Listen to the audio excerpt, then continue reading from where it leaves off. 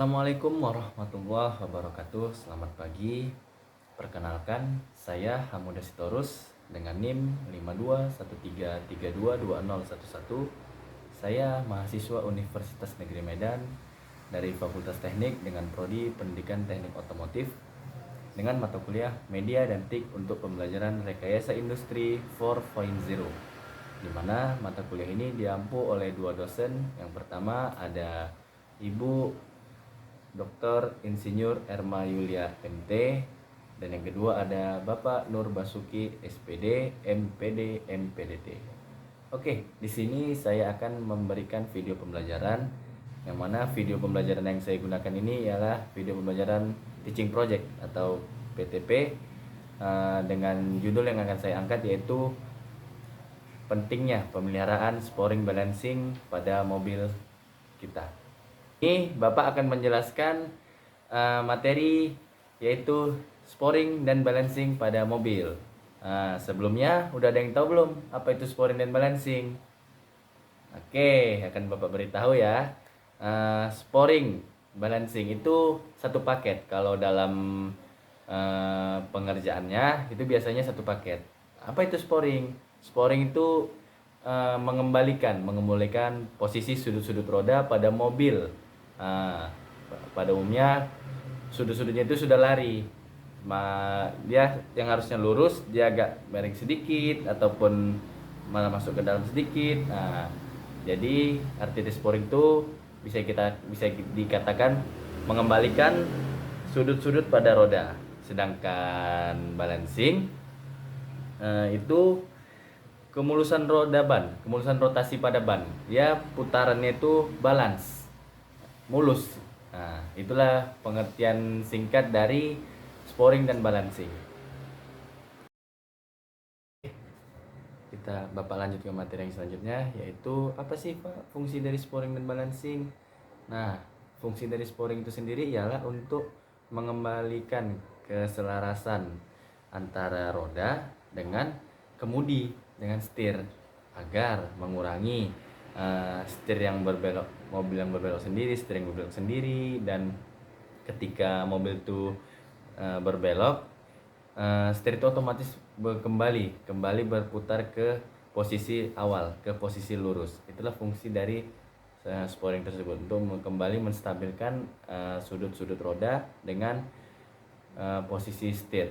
Dan fungsi dari balancing ini sendiri ialah untuk menstabilkan kembali putaran roda saat kendara atau mobil sedang melaju, dan untuk mengurangi getaran dan kebisingan yang diakibatkan oleh ban tersebut sudah tidak rata lagi. Oke, selanjutnya masuk kita ke materi. Proses apa saja sih yang dilakukan pada saat sporing mobil itu, Pak? Nah, oke, akan Bapak jelaskan. Ada beberapa proses yang dilakukan, ataupun tahapan perbaikan, ataupun tahapan pengembalian pada sporing tersebut. Yang pertama itu ada pemeriksaan camber. Apa itu camber? Camber itu pelurusan sudut kemiringan dari roda depan, dari depan. Jadi camber itu pengaturan kembali roda depan itu yang terlihat dari depan agar kembali ke sudut awalnya. Yang selanjutnya yaitu ada cu, yaitu sudut arah roda dari atas. Jadi pengecekannya itu dia dari kamera atas. Untuk sporing yang sekarang itu kan sudah digunakan alat yang canggih, dia ada kameranya untuk melihat dari arah atas mobil. Yang selanjutnya itu ada caster. Caster itu ya. Oke, kita lanjut ke materi yang selanjutnya, yaitu berapa lama sih waktu yang diperlukan untuk melaksanakan sporing dan balancing. Biasanya waktu yang dihabiskan atau yang perlu digunakan untuk melakukan sporing dan balancing itu berkisar di antara 60 menit, karena pada kegiatan sporing balancing itu teknisi akan mengembalikan dan mendudukkan kembali, melakukan pengukuran dan pengembalian sudut-sudut roda ke posisi awalnya. Oke, kita masuk ke materi yang terakhir, yaitu apa sih tanda-tanda dari mobil yang sudah harus melakukan sporing dan balancing.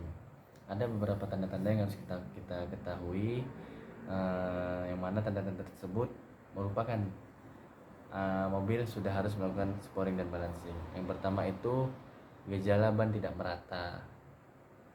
Selanjutnya ada posisi mobil terasa miring di sebelah. Selanjutnya itu ketika kita sedang dalam perjalanan, seharusnya kalau kita lepas setir mobil itu akan tetap berjalan lurus. Tapi jika mobil sudah harus melakukan sporing dan balancing, mobil itu akan berbelok sendiri. Setir itu akan berbelok sendiri. Itu merupakan tanda-tanda mobil sudah harus melakukan sporing dan balancing. Yang selanjutnya, ketika di kecepatan tinggi, terdengar suara bising dan getaran yang cukup mengganggu di bagian setir dan kemudi. Itu merupakan tanda-tanda dari mobil yang sudah harus melakukan kegiatan sporing dan balancing. Oke, mungkin itu saja materi yang dapat Bapak sampaikan pada pagi hari ini. Apakah ada ingin bertanya atau ada yang kurang jelas, bisa disampaikan, bisa dipertanyakan sebelum Bapak menutup kelas kita pada pagi hari ini. Oke, sepertinya semua sudah jelas ya. Jika memang ada yang mau dipertanyakan nanti mungkin bisa kita lanjut di grup WhatsApp kelas kita. Oke, Bapak akhiri dengan wabillahi taufiq wal hidayah. Wassalamualaikum warahmatullahi wabarakatuh.